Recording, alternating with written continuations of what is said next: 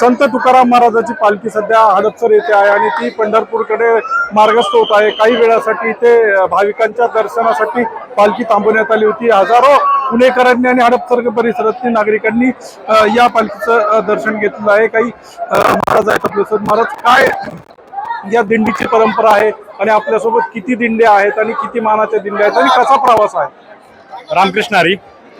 ऐसा सांडूनी सोळा मी का पडेल निराळा, जगद्गुरु तुकोबारायांच्या या उक्तीप्रमाणे यावर्षी मान्सूननी भरपूर प्रमाणात आगमन केल्यानंतर आम्ही वारकऱ्यांना आवाहन केलं होतं की आपण पुण्यापर्यंत येऊ नका, पुण्याच्या पुढे आपण सोहळ्यामध्ये सामील व्हा।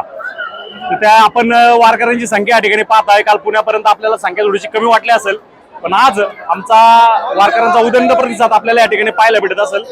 341 पालखी सोहळा, या पालखी सोहळ्यामध्ये 400 मानाच्या दिंड्या आहेत। आमच्या सगळ्या दिंड्या मानाच्या आहेत।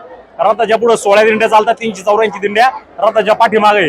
या वर्षाचं पालखी सोहळ्याचं आकर्षण म्हणजे यावर्षी आपण तुकोबारायांचा हा चांदीचा भव्य रथ हा या ठिकाणी बनवलेला आहे आणि हा रथ पाहण्यासाठी सुद्धा प्रचंड लोकांचे या ठिकाणी गर्दी जमा होत आहे।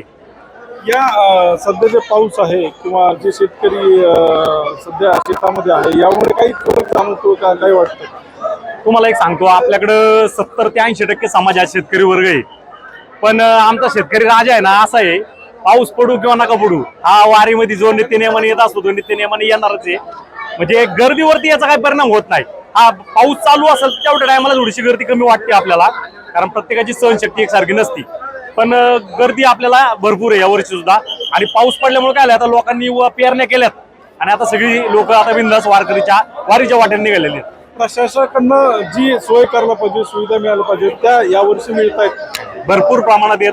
उलट प्रशासनाचा वारकऱ्यांच्या सुविधेसाठीचा योग हा प्रत्येक वर्षी वाढत चाललेला आहे। काल मुख्यमंत्री साहेब स्वतः दर्शनासाठी आले होते, दोन्ही पालख्यांच्या विचारपूस केली की काय कमी जास्त। पोलीस प्रशासन व्यवस्थित आहे, शासन व्यवस्थित काम करते, मेडिकल सुविधा दिलेल्या आहेत। कसल्याही पद्धतीच्या अडचणी या ठिकाणी वारकऱ्यांना शासनाकडनं म्हणजे सपोर्टच होत आहे। काय उत्साह नेहमीप्रमाणे जे प्रत्येक वर्ष हा नवीन उत्साह घेऊन येत असतोय आणि वारकऱ्यांचा आनंद हा द्विगुणिकच होतोय। घरातून निघतपर्यंत जरी एखाद्याला वाटत असेल की यावर्षी आपली ही कामं राहिली ती कामं राहिली, पण वारी झाल्यानंतर सगळी कामं विसरून जातात आणि एक वेगळाच उत्साह घेऊन पंढरीची वाटचाल करत असतात। काय मागणं असेल पांडुरंगाला एकच मागणं आहे की बाबा, ज्या पद्धतीने हे सृष्टीवरती ज्या काही गोष्टी घडतायत आकस्मिक, त्या गोष्टी बंद करा आणि सर्वांचं जीवन एक सुखकर करा।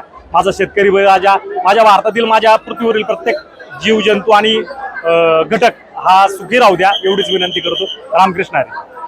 ते संत जगद्गुरु तुकाराम महाराजांच्या पालखीमध्ये वारकरी होते आणि हे प्रमुख त्या वारकऱ्यांमधले वारकरी होते आणि या ठिकाणी आपण पाहू शकतो की सध्या हडपसरमध्ये फार मोठ्या प्रमाणावरती गर्दी आहे आणि या ठिकाणी पोलीस प्रशासनाकडे फार मोठ्या प्रमाणावर पोलिसांनी बंदोबस्त देखील तैनात केला आणि या ठिकाणी सुविधा देखील केल्या होत्या।